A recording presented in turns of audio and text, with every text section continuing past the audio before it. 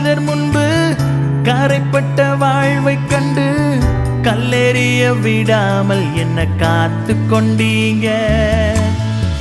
பாவம் நிறைந்த இருளான வாழ்க்கையில ஆக்கினை தீர்க்காமல் ஆதரித்தீங்க. என்ன ஆற்றி தேற்றி அரவணைச்சிங்க. நல்ல தகப்பனாக தூக்கி சுமந்தீங்க.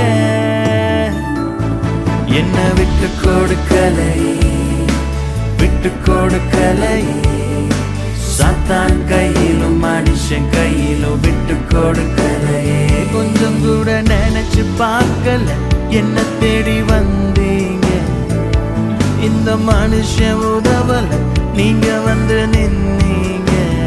கொஞ்சம் கூட நினைச்சு பார்க்கல என்ன தேடி வந்தீங்க.